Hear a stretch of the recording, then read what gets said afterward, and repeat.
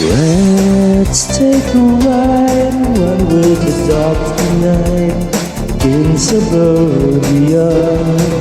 You can hide, one with the dogs tonight in suburbia. Once again, this is Tad Parker for you on Real Talk. Yes, run with the dogs tonight. Nga nagkanta ako sina sang suburbia kay because I was literally running from a dog last night.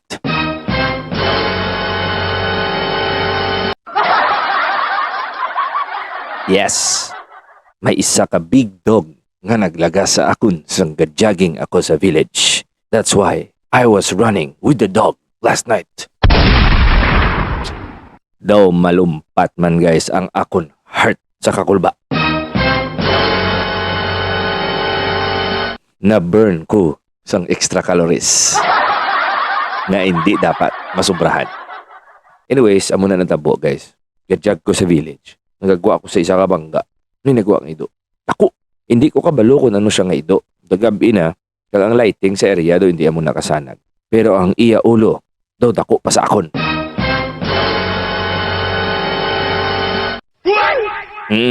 So kung ikaw, kulbaan ka. Ang nagpalain pagid. Ang iya taghul. Kabilog-bilog katama.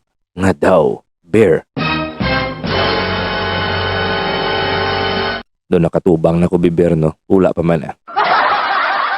Pamatyagaan ko lang na guys. Pero kabilog-bilog sang taghul. So kinulbaan ko. Ako naman galing kiti. Siyempre, naanad ko sa ido. May ido kami sa balay.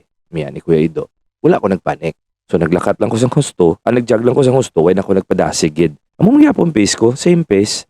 So gabat gadlagan, grabe lagan si Ido. As in, gatagul gidya. Antsura, actually na picture out ko. Gado mga gat, gini ma.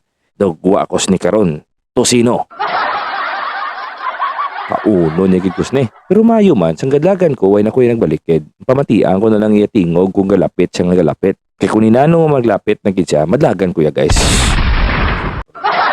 Bra na gid madlagan na gid kuya galing kiti do na utahan ko do hindi nagid man tunog ng iya taghol sang pagbalikid ko naguntat siya napundo siya siguro iya gor he was just it was actually protecting territory bala so nagpundo nagbalik wala ko kita ko ano klase do basta makita ko lang lawas daw kadako anyways nga ako lang guys more of a ownership pala with having a dog kung may ido ka mo I mean ako mga owners, tani, be responsible bang kamo nga hindi nyo lang pagpabayaan, magwang ito nyo, kiti ang village, mga brief, mga Bisaya, guys, actually, di ako yung madlock sa Bisaya, may madlock ko sa Bisaya, ako makakatangkay because of the rabies.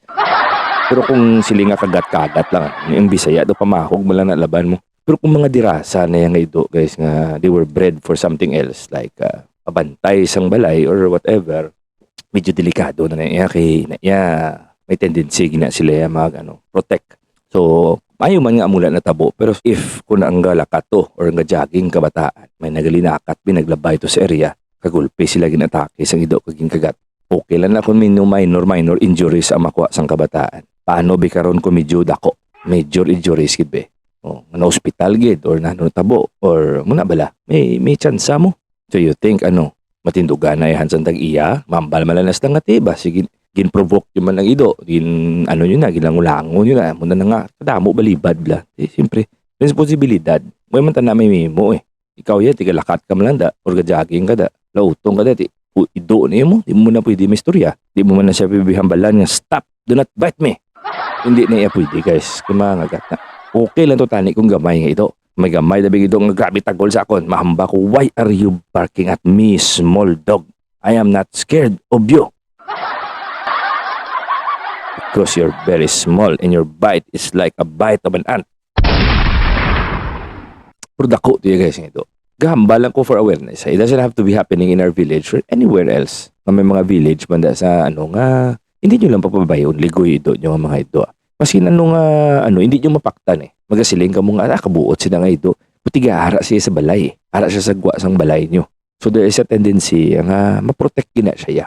Instinct na niya sang ido guys nga protective mo. Nga protect yung pack bala. Si bayo lang nga wala man may natabo sa akon. Nga wala man ko na So kaluyan. That's why I sang Suburbia, running with the dogs tonight.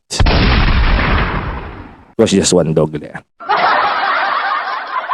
Kunda mo to guys, ng isa ka grupo nga ido galaga sa akon. Sprinting nga lang eh. Mula na natabo sa akon. Hopefully it doesn't happen again. Mula na yan. Kaya ido na yan guys. Ang ulo ng ido yan, inipre sa ulo ng tao nga mambala, okay lang na siya yan. Okay lang kung gataghol siya. Ang lahi, naglagan eh. Naglagan gid siya yan. Nagataghol nga tudo, gadlagan. Di ano pabinsaron sang ido nga muna. It's either kagto niya ka or lagso niya ka or pahugo niya ka. Regardless, hindi ko yung gusto magdagan.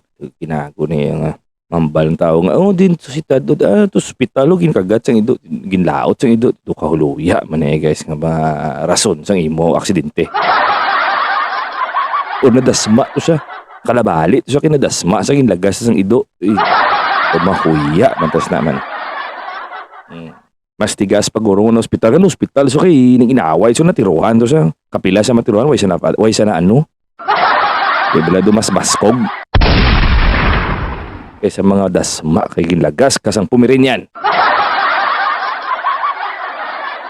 Tonto nga pumirin yan.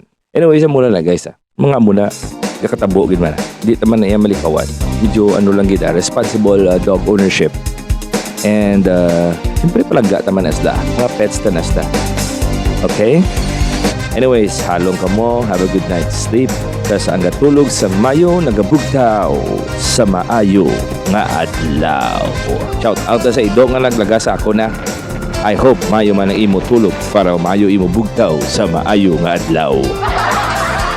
Babush, everyone.